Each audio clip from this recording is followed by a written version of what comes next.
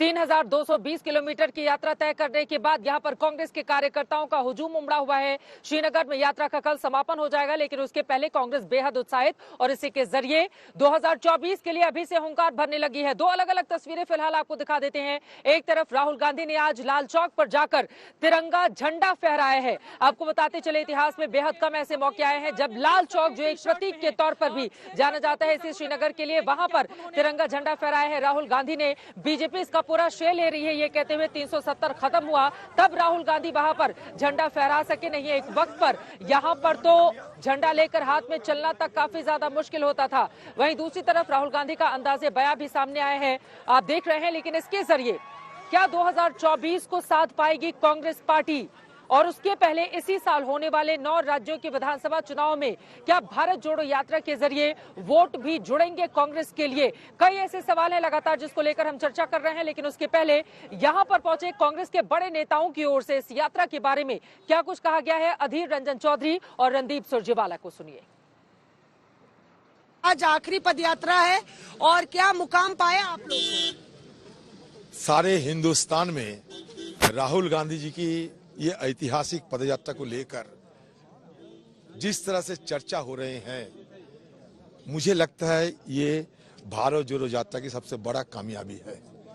सिर्फ ये देश में नहीं, देश की बाहर विदेश में भी भारत जोड़ो यात्रा, राहुल गांधी जी की जो सोच, राहुल गांधी जी की जो बयान, राहुल गांधी जी जो कहना चाहते थे, ये सारे मुद्दे को लेकर आज जिस तरह से सारे देश में चर्चा हो रहे हैं, मुझे लगता है ये देश के हित में बड़ा काम आएगी। पर प्रधानमंत्री नरेंद्र मोदी तो कह रहे हैं कुछ लोग भारत तोड़ने की कोशिश करते रहते हैं। जो भारत के इतिहास जानते हैं वो सब जानते हैं कि ये भारत देश को जोड़ने के लिए कौन सा पार्टी और कौन सा नेता अपने जान गंवाते हुए, कभी हिचकते नहीं हुए ये देश को आजाद किए थे। आज इस यात्रा का एक नया दिन है। आज से एक नए देश की शुरुआत होगी। जो देश है मोहब्बत पर, प्रेम पर, भाईचारे पर, धर्म के बंटवारे को तोड़कर, जात और क्षेत्रवाद के बंटवारे को तोड़कर, भारत की को मरहम लगाकर आत्मा को नए सिरे से जोड़ने का, सरकार से सवाल पूछने का, सरकार से जवाबदेही मांगने का, बेरोजगारी पर, महंगाई पर, नफरत के माहौल पर, और उसके साथ साथ जिस प्रकार से देश की संपत्ति चंद लोगों के हाथ में है, उनसे भी जवाबदेही मांगने पर। प्रधानमंत्री नरेंद्र मोदी ने एनसीसी की बैठक में बोला एनसीसी कैडेट्स को कि देश को तोड़ने की कोशिश लोग करते रहते हैं।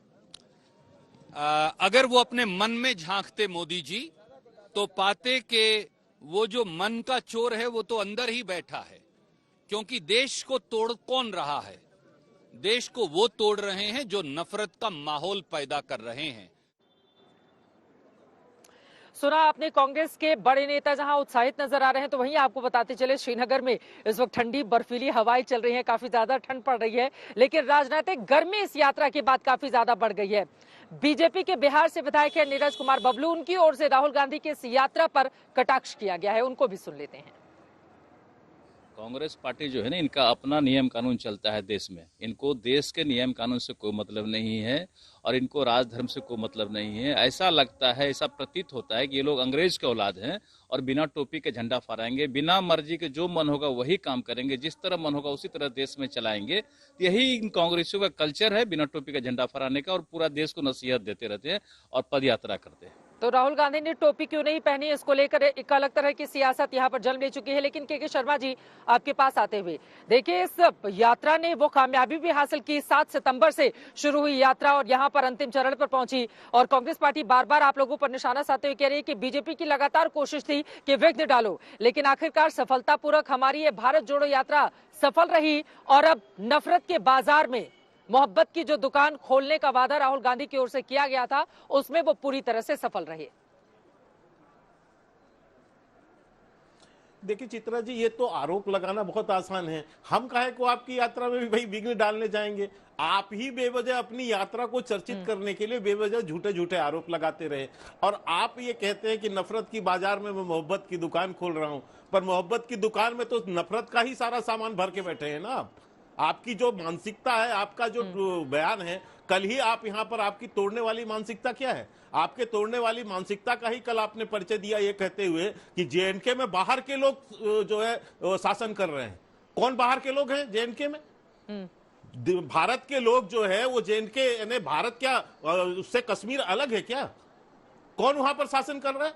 तो आपकी मानसिकता ही तोड़ने की मानसिकता है जो इस तरह की आप बयानबाजी करते हैं। रही बात, मैं आपको याद क्रेडिट की बात कर रहे हैं रोहन गुप्ता, मैं उनको बता दूं ये क्रेडिट है 140 करोड़ इस देशवासियों की, उनकी जीत है, जिसके कारण से कि उनके एक एक वोट से आज देश के प्रधानमंत्री मोदी जी बने और उन्होंने ये निर्णय किया कि धारा 370 हटाने का। और आपने क्या किया उस समय? आप लोग यहां निकल के कहते थे, यही राहुल गांधी थे ना जो बीच मीटिंग से बाहर निकल के लोगों को कहा कि वहां पर दमन हो रहा है, हत्याएं हो रही हैं वहां पर, और आपने इसको डोजियर बनाया पाकिस्तान ने अंतर्राष्ट्रीय जगत पर। यही एनसी जो अब्दुल्ला परिवार और यही मुफ्ती महबूबा मुफ्ती क्या कहते थे ये लोग कि यहां पर कोई झंडा उठाने वाला नहीं मिलेगा, खून की नदियां बह जाएंगी। आप लोगों आपको जवाब दिया कश्मीर की जनता ने, आपको जवाब दिया कश्मीर के लोगों ने, और बता दिया कि यहाँ शांति है, यहाँ समृद्धि है, यहाँ डेवलपमेंट हो रहा है, यहाँ विकास हो रहा है। तब आज आपको ये दिन आज देखने को मिले हैं वहां पर। तो इसलिए आप जो ये कहते हैं अपने जो है दोहरी नीति को समझिए।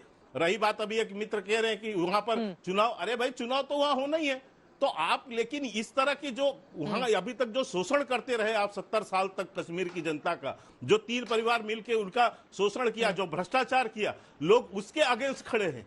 उसके अगेंस्ट आप जो है अपने अस्तित्व की वहां लड़ाई जो है लड़ रहे हैं, अपनी राजनीतिक अस्तित्व को लड़ रहे हैं। इसीलिए आपको वहां पर अब आपको दिख रहा है। रही बात भारत जोड़ो यात्रा, आपकी यात्रा थी, आपने किया, लेकिन पूरा कुनबा आपका बिखर गया। जहां से यात्रा निकली वहीं के लोगों ने इस्तीफा दिया। पंजाब के जो इतने बड़े नेता थे वही कांग्रेस छोड़ के चले गए। उत्तर प्रदेश में पूरा का पूरा जिला टूट गया आपका। तो पहले कुनबा संभालो अपना, ठीक है, कुनबा संभालो, देश को संभालने के लिए रोहन गुप्ता जी सवाल बड़ा है। देखिए